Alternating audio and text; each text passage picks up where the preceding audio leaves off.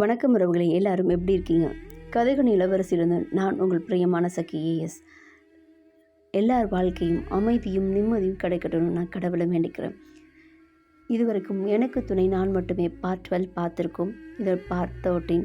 Part 12 ஒரு TV சேனலில் தாராவுக்கும் ஸ்கைக்கும் அவங்கள பற்றின ஒரு நிகழ்ச்சி நடந்ததை பார்த்தோம். அதோட தொடர்ச்சியாக தாரா ஊருக்கு போகிறதை சொன்னதும் அதோட தொடர்ச்சியாக மில்க் என்ன பேச போகிறாருங்கிறதையும் இப்போ நம்ம பார்க்கலாம். வாங்க கதைக்குள்ளே போகலாமா? கதைகளின் இளவரசியிலிருந்து நான் உங்கள் ஏஎஸ். ஸ்கை, உங்களுக்கு நிஜமாவே என் மேலே நம்பிக்கை இல்லையா தாரா? அதுக்கு தாராவின் பதில், அச்சச்சோ அப்படியெல்லாம் எதுவுமே இல்லைங்க. நீங்கள் சொன்னது எனக்கு ஏதோ ஹெவனில் என்னோடய 18 வயசில் நான் கண்ட கனவு மாதிரி இருக்குது. ஒரு ஹெவனில் இருக்க ஃபீலிங் எனக்கு இருக்குது.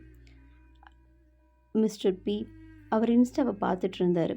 அவர் அப்படியே லைவையும் ஆன் பண்ணி வச்சுட்டு தெளிவாக அவங்க பேசுகிறது தெரிகிற மாதிரி வச்சுட்டு வேறு ஒரு கால் அட்டன் பண்ண போயிட்டார். ஆனால் அதை தாண்டி அதுக்கப்புறம் தாரா பேசுகிறாங்க.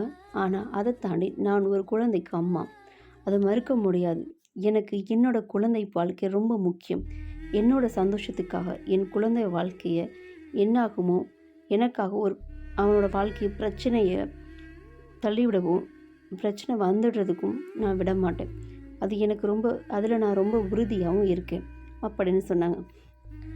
நான் எடுக்கிற முடிவு நாளைக்கு அவன் வாழ்க்கையை பாதிச்சிடக்கூடாது. ஒரு தடவைக்கு 1000 தடவை யோசிச்சாலும் நான் தனியாக இருக்கிறது தான் நல்லதுன்னு தோணுது. இருந்தாலும் எனக்கு கொஞ்சம் டைம் கொடுங்க ஸ்கை அப்படின்னு சொன்னார். நிஜமாவே அதுக்கு ஸ்கைபோட பதில், நிஜமாவே உன்னோட குழந்தை என்னோட குழந்தை, அதில் எந்த மாற்றமும் இல்லை. நீ என்னைய தாராளமாக நம்பலாம்.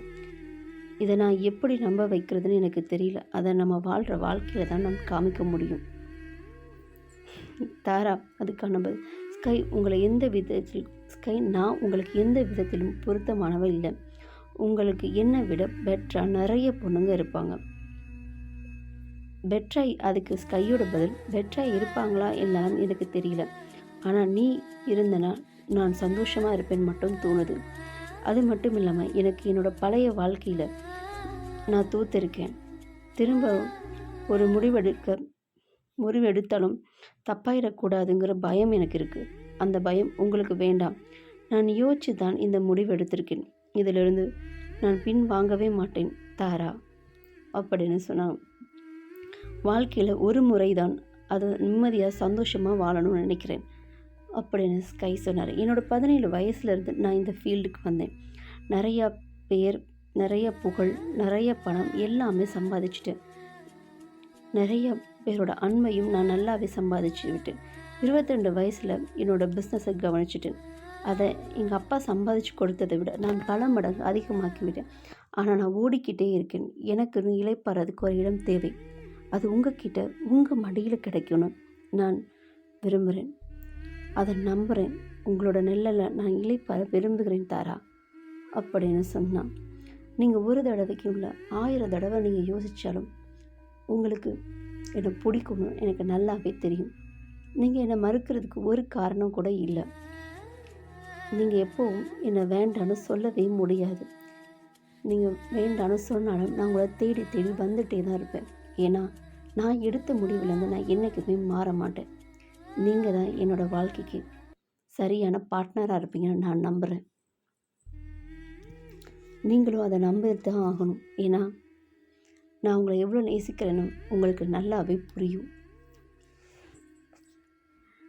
அப்போது பார்ப்பையும் மில்க், கவி, ஸ்வீட்டி 3 பேரும் பேசிக்கிறாங்க. இப்போ என்னடா கவிதையாக பேசுகிறான் அப்படின்னு. அதுக்கு ஸ்வீட்டி, தாரா ஓகே சொல்லிடுவா பாரு. மில்க், நிஜமாவா சொல்கிறேன்? கண்டிப்பாக அவள் கண்ணை பாரு, அவ்வளவு அன்பு இருக்குது. அவளுக்கு நிஜமாவே ஸ்கையை பிடிச்சிருக்கு. இருந்தாலும் பையனுக்காக தான் இவ்வளவு யோசிக்கிறா அப்படின்னு சொன்னார். ஸ்கை அவனோட பேக்கெட்லேருந்து அந்த மோதிரத்தை எடுத்து முட்டி போட்டு காமிச்சோம். will you marry me?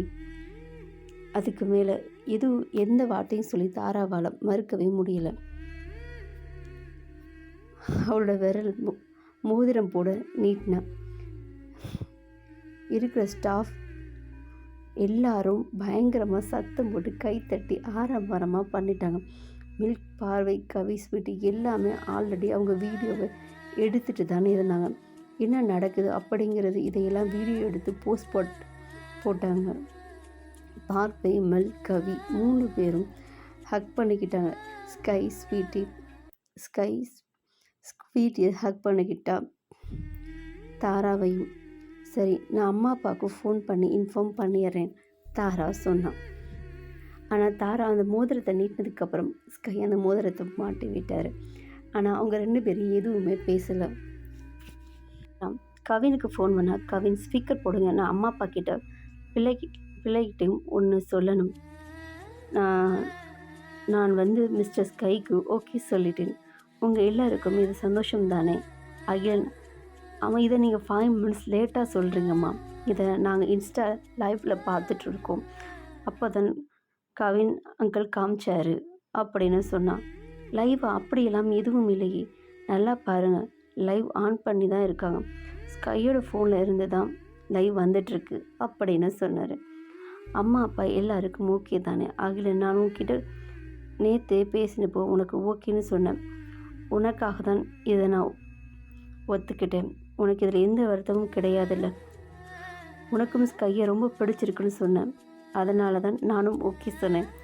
அகிலம், உனக்காக இந்த லைஃப்பை நான் ஏற்றுக்கிறேன். உன்னோட சந்தோஷம்தான் என்னோட சந்தோஷமும் அப்படின்னு தாரா சொன்னான்.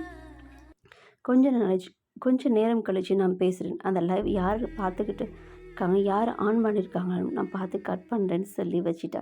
யாரோட ஃபோனில் ஆனில் இருக்குது, யாரோட லைவ் போயிட்டுருக்கு, இதெல்லாம் என்ன லைவ் வச்சுருக்கீங்க, மானமே போகுது, கட் பண்ணுங்க அப்படின்னு சொன்னேன். நாங்கள் 4 பேரும் ஃபோனை எல்லாம் லைவெல்லாம் போடலை, உன் பர்மிஷன் இல்லாமல் நாங்கள் அப்படியெல்லாம் பண்ண மாட்டோம் அப்படின்னு சொன்னான். மிஸ்டர் பி எங்கே, உங்கள் ஃபோன் என்ன அங்கே வச்சிட்ருக்கீங்க? மாற்றி வச்சுட்டேன், இன்னொரு கால் வந்துச்சுன்னு சொல்லி அந்த லைவை கட் பண்ணாங்க. ஸ்கை, எல்லாருக்கும் வணக்கம். இது எங்களுக்கு தெரியாமல் லைவ் வந்துடுச்சு. எனக்கு ரொம்ப ஹாப்பியாக இருக்குது, உங்களுக்கும் ரொம்ப சந்தோஷமாக இருக்குன்னு நினைக்கிறேன். கூடிய சீக்கிரம் இன்னொரு நாள் மேரேஜ் டேட் அனௌன்ஸ் பண்ணுறோம். எல்லோரும் எங்களை ப்ளஷ் பண்ணுங்கள், எனக்காக வேண்டிக்கோங்க, ஓகேவா? எல்லாருக்கும் அதே மாதிரி ரொம்ப ரொம்ப சேஃபாக இருங்க, நானும் வேண்டிக்கிறேன். நீங்களும் சேஃபாக இருக்கணும், நான் ரொம்ப வேண்டிக்கிறேன் அப்படின்னு சொல்லி ஒரு லைவ் ஆன் பண்ணி பேசினார். தாரா, நான் என்னோடய ரூமுக்கு போகிறேன். ஸ்வீட்டி, நீ என் கூட வா. மில்க், நம்ம தாராவுக்கும் மில்க் சொல்கிறான், நம்ம தாராவுக்கு வெக்கம் வந்துடுச்சுப்பா அப்படின்னு. பார்ப்பேன், தாராவிற்கு வருது, பரவாயில்லையே, வெக்கலாம், இப்போ நல்லா படுவியா அப்படின்னு சிரிச்சுக்கிட்டே இருக்கிறேன். ஸ்கை சிரிச்சுட்டு பேசாமல் அமைதியாக இருந்தார். ஸ்கை கவினுக்கு ஃபோன் பண்ணி அகிலன்கிட்ட கொடுக்க சொன்னார். அகிலன் அப்போ தான் ஸ்கூலில் இருந்து ஒரு கொஞ்ச நேரத்துக்கு முன்னாடியே வந்தான். ஹாய் அகிலா, நான் பேசுகிறது புரியும்னு நினைக்கிறேன். எனக்கு இன்னும் தமிழ் தெரியாது, நான் கூடிய சீக்கிரம் கற்றுக்கிறேன் அப்படின்னு சொன்னேன். பரவாயில்ல, நீங்கள் இங்கிலீஷில் பேசுங்க, எனக்கு புரியும், நான் நல்லாவே பேசுவேன் அகிலன் சொன்னான். எனக்கு தெரியும், உங்கள் அம்மா ஓகே சொன்னது உன்னால தான், உன்னோட சந்தோஷத்துக்காக தான் ஓகே சொன்னாங்க. நிஜமாகவே என்றைக்குமே நான் உன்னை வருத்தப்பட விட மாட்டேன். உன்னோட எல்லா சூழலையும் உனக்கு நான் சப்போர்ட்டாக நான் இருப்பேன். ஒரு அப்பாவா, ஒரு நல்ல ஃப்ரெண்டாக எல்லாம் நான் உன் கூடவே இருப்பேன். நீ என்கிட்ட என்ன வேணாலும் உரிமையாக பயமே இல்லாமல் கேட்கலாம், பேசலாம். நீ என்ன கேட்டாலும் நான் அதை கண்டிப்பாக நான் உனக்கு செய்வேன், அது உனக்கு நல்லதாக இருந்தா. அகிலன், தேங்க்யூ. நான் எப்படி கூப்பிட்றது உங்களை அப்படின்னு கேட்டேன். டேடின்னு கூப்பிடு, அப்பான்னு கூப்பிடு, பாப்பான்னு கூப்பிடு. Okay daddy. இன்றைக்கி என்னோடய ஃப்ரெண்ட்ஸ் எல்லாருமே சொன்னாங்க, அவங்க அப்பா தானே அவங்களுக்கு சைக்கிள் ஓட்டுறதுக்கும் நிறைய கிளாஸ் கூட்டி போகிறதுக்கும் எல்லாமே அவங்க அப்பா தான் கூட்டிகிட்டு போவாங்களாம். அதே மாதிரி நீங்கள் எனக்கு கற்று தருவீங்களா, என்னையும் ஸ்கூலுக்கு எல்லாம் கூட்டிகிட்டு போவீங்களா? அந்த குழந்தையோட ஏக்கத்தை, இத்தனை வருஷம் அந்த குழந்தை மனசில் இருந்த ஏக்கத்தை திடீர்னு ஸ்கை கிட்ட கேட்டான். எனக்கு தெரியும், நான் இப்படியெல்லாம் கேட்குறது சரியாக தப்பான்னு எனக்கு தெரியல, மனசில் படித்து அதான் கேட்டேன், தப்பாக கேட்டிருந்தா மன்னிச்சிடுங்க அப்படின்னு சொல்லி கேட்டேன். ஸ்கை, மன்னிப்பெல்லாம் இல்லைப்பா, அப்பா கிட்டே எதுக்கு மன்னிப்பெல்லாம் கேட்குறேன், அப்படியே உங்கள் அம்மா மாதிரியே பேசுகிறேன். உன்னை கூடிய சீக்கிரம் நான் இங்கே கூட்டிகிட்டு வந்துடுவேன், ஸ்கூலில் நானே ட்ராப் பண்ணுவேன், உனக்கு எல்லாத்தையும் நானே கற்றுத்தருவேன். பெரிய பிள்ளை ஆன உடனே துப்பாக்கி சுடுறது எப்படின்னு கூட கற்றுத்தரட்டுமா அப்படின்னு கேட்டேன். நிஜமாவா? ஆமாம், உங்கள் டேடி தான் இன்டர்நேஷ்னலில் பெஸ்ட்டு ஷூட்டர் தெரியுமா? அப்படின்னு ஸ்கை சொன்னான். Thank you daddy. அந்த வார்த்தையை அவன் முதல் முறையாக கேட்கும்போது நிஜமாவே எனக்கு அவனுக்கு ரொம்ப சந்தோஷமாக இருக்குது. ஏன்னா அந்த மாதிரி யாருமே கூப்பிட்டது கிடையாது இல்லையா? நீ கூப்பிட்டது எனக்கு நிஜமாவே ரொம்ப பிடிச்சிருக்கு. நீ என்னை எப்பவும் இப்படியே கூப்பிடு, அப்பான்னு கூப்பிடு, இல்லை பாப்பான்னு கூப்பிடு அப்படின்னு சொன்னார் மிஸ்டர் ஸ்கை. ஓகே, நீ டெய்லி என் கூட பேசு. நீ எப்போ ஃபோன் பண்ணுறியோ அப்போலாம் நான் ஃபோன் எடுப்பேன், ஓகேவா? நான் எவ்வளோ பிஸியாக இருந்தாலும், நான் எவ்வளோ ஒரு வேளை ரொம்ப பிஸியாக இருந்தால் மிஸ்டர் பி அங்கிள் கிட்ட தான் ஃபோன் இருக்கும். பிஸியாக இருந்தால் மிஸ்டர் பி அங்கிள் கிட்ட இருக்கும். அவர் என்கிட்ட கொடுப்பார், இல்லை அவரே பேசுவார். ஓகேவா என் தங்க கோட்டி? போய் ரெஸ்ட் எடுங்க, நல்லா விளையாடுங்க, படிச்சுக்கிட்டே எல்லாம் இருக்கக்கூடாது, ஓகேவா? ஸ்வீட் டேடி பாய் அப்படின்னு 4 நாள் அப்படியே போகுது. எல்லாரும் எந்திரிச்சு வந்து உட்காந்துருந்தாங்க. தாரா மட்டும் ரூமை விட்டு வரல. இது ஒரு விதம் சங்கட்டமாக இருந்துச்சு. ஸ்கையை எப்படி ஃபேஸ் பண்ணுறதுன்னு அவளுக்கு தெரியவே இல்லை. ஸ்கை தாராவோட ரூம் பார்த்துக்கிட்டே இருந்தார். மில்க் அவள் காலையிலேருந்தே வெளியே வரவே இல்லை.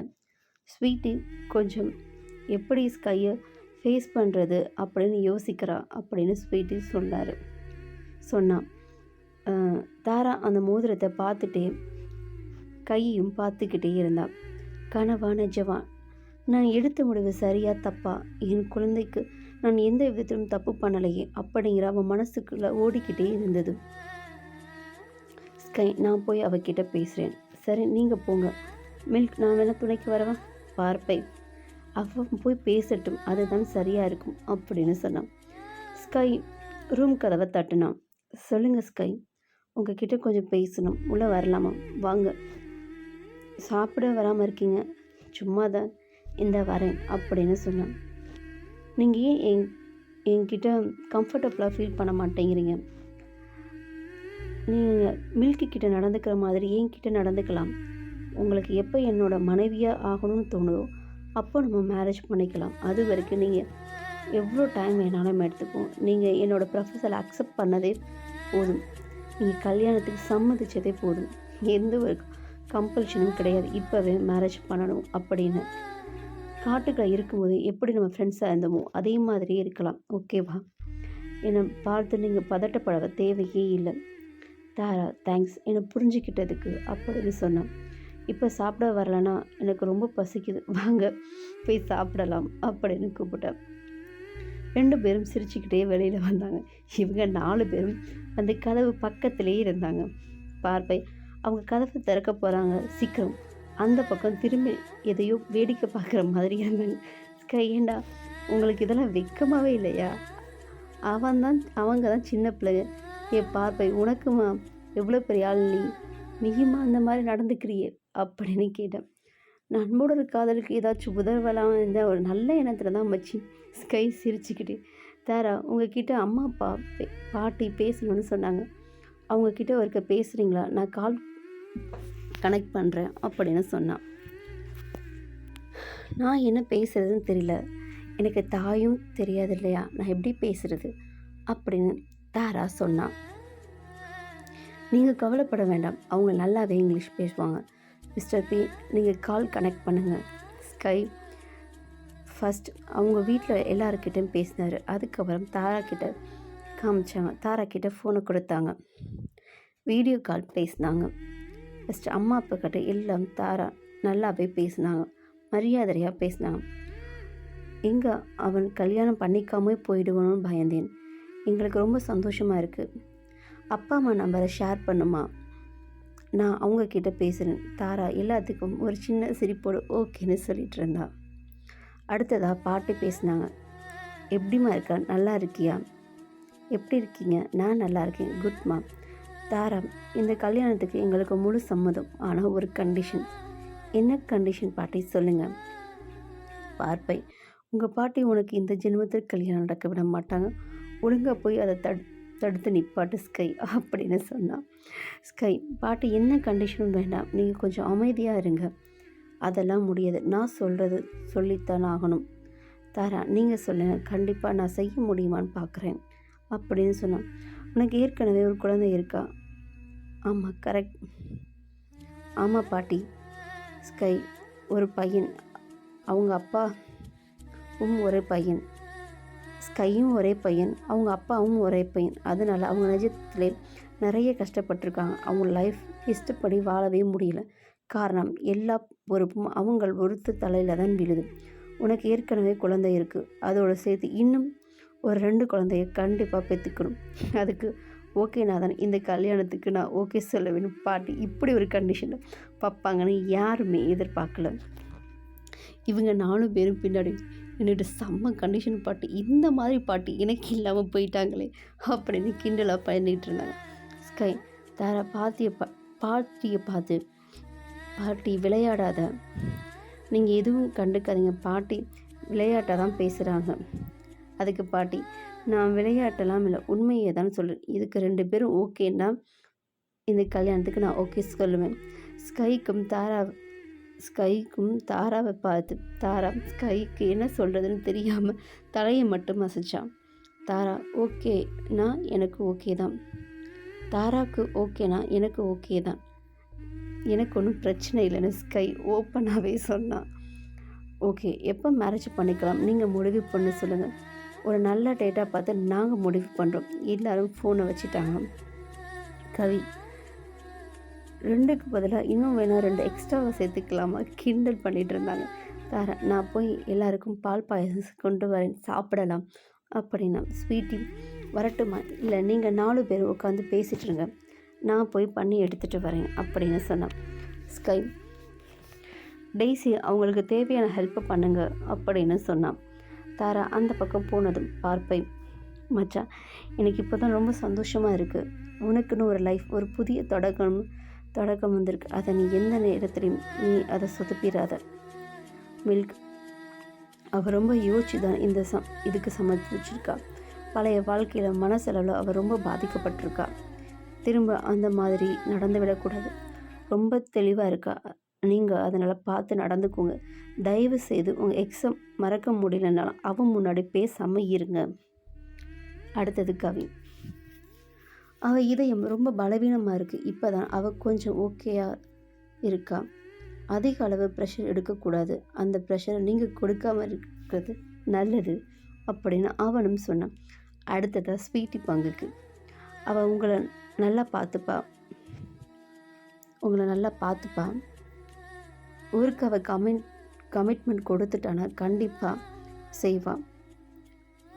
நீங்கள் அதே மாதிரி நடந்துக்கணும். ஸ்கை சொல்கிறதெல்லாம் புரியுது, எனக்கு தெரியும். நான் ஒன்றும் வில்லன்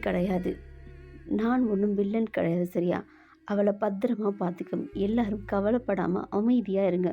பார்ப்பேன், நீ எவ்வளோ ஃபேமஸ்னு உனக்கு நல்லாவே தெரியும். உனக்கு எவ்வளோ கேர்ள் ஃபாலோ இருக்குன்னு எனக்கு நல்லாவே தெரியும்.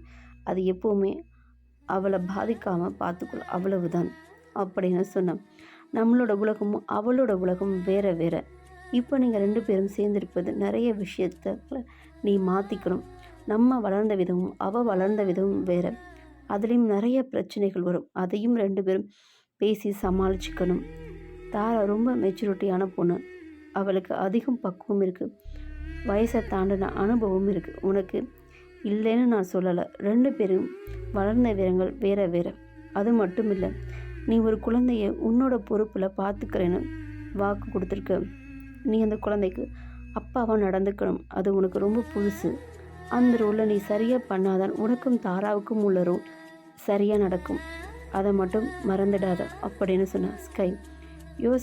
யோசிக்காமல வச்சு நான் தாராவை செலக்ட் பண்ணியிருப்பேன். எல்லாம் நல்லபடியாக நடக்குண்ட, கவலைப்படாதீங்க.